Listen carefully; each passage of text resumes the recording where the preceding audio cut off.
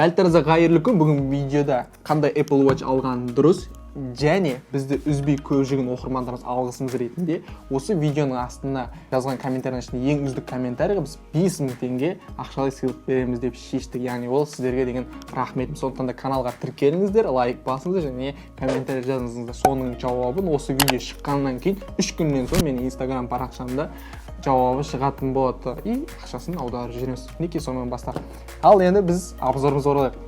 Я сіздер көп күттіңіздер, сонымен біз обзорымызды бастайық. Енді көпшілік адам сұрады, енді сапарсың телефондарға обзор жасаған, ноутбукқа жасаған, компьютер жасаған, енді сен бір нәрсе жасаған жоқсың әлі осыдан кейін. Apple Watchқа жасаған жоқсың, яғни смарт сағаттар, соған обзор жасашы деді. Мен былай қарадым, енді Samsung-тікін көрдім, бағана Xiaomi-дікін көрдім, осылай қарап жүргенде ең дұрысы қай жағынан қарасақ та бәрібір Apple Watch-тіңкі дұрыс екен. Енді сол Apple Watch-тың ішінің өзінде қазіргі таңда оның 3-шісі бар, 4-шісі бар, 5-шісі бар, 6-шісі бар және осы 2020 жылы шыққан Apple Watch SE деген нұсқасы бар.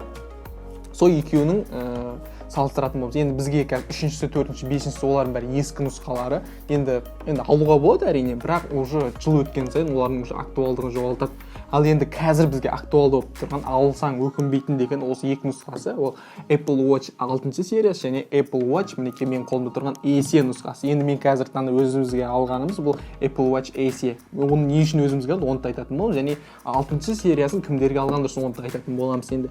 Аны бастайық. Бірінші біз ең танымал болған топ версиясы Apple Watch 6-шы сериясын айтайық. Енді олардың өлшемдері 40 және 44-те болып басталады. Енді өлшеміне келетін болса 40 мм-дігінен оны қыздарға алған дұрыс. Ол қанша дегенмен енді экраннан ол әдемі үлкен болып көрінеді екен, бірақ қолға ұстаған кезде, қолға көрінгенде ол еркектерге ол кішкентай болып көрінеді. Сондықтан да еркектерге айтайын, 44 мм-де алған дұрыс. Денсаулығында бір кінәрат бар кісілерге ол Apple Watch 6-ны алған дұрыс екен. Себебі бағана қанын өлшеу қажет айтқан кезде. Одан кейін бағанағы All Vision Display деген бар. Яғни айтқан кезде үнемі экраны қосылып тұрады деген сияқты. Ал Apple Watch SE-де ондай функция жоқ. Яғни үнемі экраны қосылып тұрмайды. Және бағана екіншісі оксиметр жоқ. Бағана қандағы ауаны оттекті өлшейтін ол да жоқ. Мінекей осы екі функционалдар, бірақ қалған нәрсесінің бәрі бар. Енді бұл бір нәрсе. Одан кейін бұның процессорын айтатын болсақ, Apple Watch 6-шы сериясына қарағанда Apple Watch SE 20%-ға сәл жайырақ істейді екен процессор. Енді бірақ бір нәрсе мен таңғаламын. Apple Watch-ты сағатта өйтіп жай істеп жатыр деген аңғару өте қиын екен. Және Apple Watch 6-шы сериясында ол смарт сағаттардың ішінде басқалары қарағанда 2,5 есе жарық екен. 2,5 есе жарық екен және экраны бұда OLED экран. Мінекей осы ең маңызды деген, енді біз түсінетін, бізге керек деген нәрсе осы. Одан бөлек бағана жүру, қозғалу, тауға шығу, компас деген нәрсесінің бәрі екеуінде де бар. Жалпы айтқан кезде адам фитнес сағат дейміз ба, оған қажет ететін бүкіл нәрсесі бар. Судың астында жүргенге енді қандай спорттық режимде не керек, соның барлығы керек. Оның барлығы бар, қамтылған и ол жағынан уайымдамасаңыздар болады. Енді примерно ғылыми обзорымызды аяқтады. Енді қазақша обзор жүргізейік. Кімдерге алған дұрыс деген. Жалпы біз Apple Watch алған кезде басқалар айтпақ қойшы, енді біз қазақтарға айтайықшы. Қандай мақсатта аламыз? Енді біраз бөлігі бар адамдардың. Олар денсаулық үшін бағанағы жүгіргенде ары-бері қарап былай яғанға керек, ол бір нәрсе.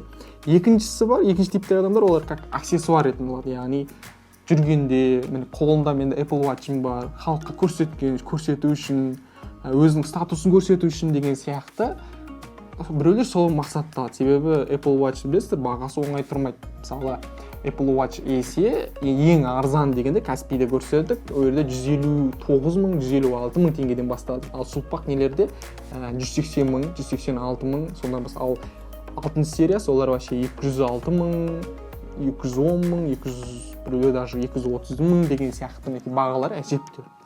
Енді осы екі түрлі бағытқа біреулер шынымен денсаулығы үшін, бағана жүгіргенге анау қарау үшін алады.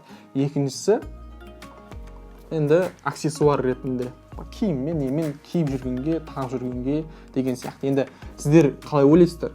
Не үшін аласыздар сіздер? Мысалы, комментарий жазып беріңіз. Мен шынымды айтайын, мынаны мен спорт үшін, қарап үшін деген алып жатқан жоқпыз. Бұны біз просто алдық, короче. Просто біз кездесуде көп боламыз, сондықтан да сағат болса сәл сені жақсы қабылдауына әсер етеді. Бір жағынан бұл да бір нәрсе енді миф па, енді көреміз алдағы уақытта не болса да алдығын. Енді сонымен мына нәрсені ашып көрсетейік енді бір жағынан сіздерге бірдеңе айтайын. Apple-дың техникасын алған кезде кредитке алып 3 ай рассрочка, 6 ай рассрочка деп миды қатырмастан ақшаларыңыз болған кезде алған дұрыс. Арты ақша шашылып, оған стоит емес. Енді қазір ашып көрейік. Примерно мынандай. Енді басқаға не деген сияқты қолыңа резак ұстап, немесе бір пышақ ұстап, бүйтіп кесіп атпайды екенсің, просто былай ашады екенсің да. Өзінің арнайы ұстауышына өстіп тақта салады екенсің. Мінекей көлеңкесін шештік. Одан кейін бізде келесі былай есіміз. Так, коробкасын. Енді бірінші рет біздің каналда осылай распаковка болады. Мінекей былай ашылады екен. Мынау енді сыртынан қорабы. Енді Apple-дың бір жақсы жері техникасына ғана емес, оның сыртында упаковкасы, қаптауышына бәріне назар аударады.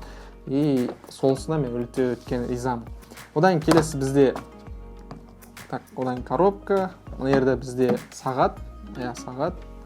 Мынау бізде не? Ремешоктары. Мынау уже жабысып тұр екен, да? Так, мынаны қалай ашамыз? Мына жерде стрелка тұр екен, мінекей.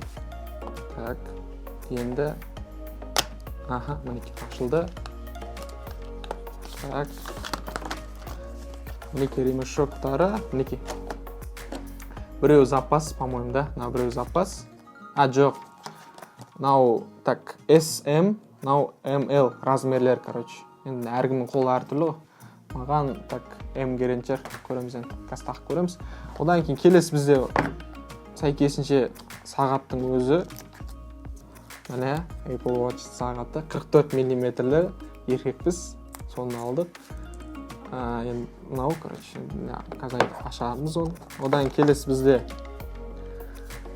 тоже документ анау-мынау маңызды емес.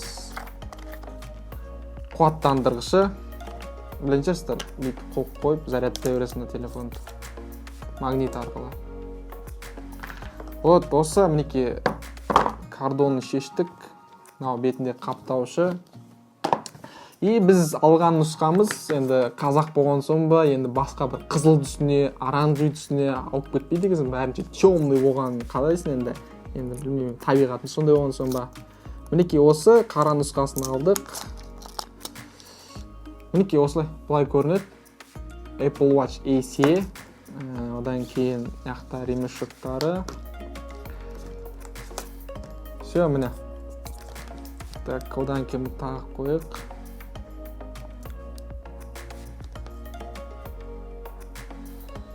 Да. Просто осылай кіргізе салады екен, все. Мінекей. Apple Watch AC сағаты. Все, міне. Ойбай. Басқа ештеңе жоқ. Енді не айтамыз енді? Примерно қазір көрсеттік, ашып көрсеттік. Енді қазір сіздерге осы бір 10-15 минуттың ішінде ашып бәрін көрсетіп, мына бүйтеді екен, мына бүйтеді екен деп айту енді уақыттарыңыз алам бірінші кезекте. Сондықтан да мен бұл үшін былай істеймін. Мына мен бір 2-3 ай қолданып көрейік, қандай ощущение, алуға тұра ма, сол туралы тағы бір рет обзор жасайын. Егер керек болса, әрине комментарий жазып қойыңыз, керек десеңіздер жазыңыздар астыға. Мен жасайын, 3 ай қолданғанда, 1 ай қолданғанда қандай ощущение, қандай результат, алуға тұрарлық ма, сол туралы тағы бір обзор жасайын. Егер керек болса жазыңыздар, керек емес болса, керек емес деп жазып тастаңыздаршы. Мен просто уақытты созбайық. Мінекей қалған ішінде функционалы, басқа нелердің барлығын YouTube-та толып тұр, Google-да толып тұр, солардан қарай салсаңыздар болады. Мен ең основной деген нәрсені айттым. Яғни не үшін алу керек? Егер сіздерде бір жерлеріңіз ауырып жатқан болса, денсаулық кінәрат болатын болса, қандағы ауаны өлшеу керек болатын болса, онда Apple Watch 6 сериясын алғандарыңыз дұрыс. Тағы бір кінәрат бар, ол бағана егер сәл қолың сәл қимылдап кететін болса, бағанағын қайтадан басынан жасау, тестті басынан жасау керек болады деген сияқты. Сол жұмыс істеуінде сәл проблема бар екен. Одан кейін екіншісі бағана All Vision Display, ол бағана үнемі қосылып тұратын экран. Ол керек деп, міндетті деп санайтын болсаңыздар, ондықтан не алыңыздар, егер 6 сериясын алыңыздар. Ал егер ол керек емес, қандағы ауаны өлшеу керек емес, енді біз көпшілік халықта, 90% халықта ондай ауру жоқ деп ойлаймын. Енді бәріміз деніміз сау. Сондықтан оларға ондай керек емес деп ойлаймын. Және үнемі экранның қосылып тұрғанда енді көпшілігінің маңызды емес шығар. Себебі сіз сағат қай уақытта керек? сағатқа қараған кезде ғана ол кезде уже қосылып тұрады деген сияқты. Ал қалған уақытта өшіп тұрғаны, жаңа батарейкаларыңыз тұрғаны деген сияқты, оған да әсер етеді деген сияқты. Мінекей осы достар, обзор осымен аяқталды. Ең бастысы мен сіздерге біздің обзор каналы не үшін жасап жатыр? Сіздердің дұрыс техника таңдап, артық ақша шығынданбай, дұрыс сауда жасауларыңыз үшін арналған канал, былай айтқанда артық шығынданып, қуып кетпес үшін деген сияқты ғой. Енді барынша обзор жасадық, көрсеттік. Apple Watch SE-ні алыңыздар, егер сізде бағана екі нәрсе қажет емес болатын болса, енді 90% қажет емес, сондықтан да фондқа ерік бермесе, мынаны алсаңыздар соның өзі етіп жатады. Яғни ақшаңыз үнемдейсіздер, үстіндегі ақшаны лучше қайырымдылыққа берсеңіз, егер ақша шынымен табылып жатса. Или егер топе болып жүремін десеңіздер, онда 6 серияны алғандар. Ондай да адамдар бар. 6 серияны алғандарыңыз дұрыс. Бәрі идеальный болғанда ол да жақсы. Все, сонымен осымен аяқталды бүгінгі видео. Бағанағы басында айтқан конкурсқа қатысыңыздар. Ол үшін бар болған комментарий жазасыздар, каналға тіркелесіздер, лайк басасыздар, сонымен бітті. Жауабы 3 күннен кейін, осы видео шыққаннан кейін біздің Instagram парақшада шығатын болады. Сондықтан барынша өздеріңіздің белсенділіктеріңізді ешқашанда аямаңыздар. Сонымен бүгінгі видео аяқталды. Каналға тіркел, лайк бас. И келесіде қандай видео шыққанын тоже комментарий жазып қойыңыздар. Давайте, қош сау болыңыздар.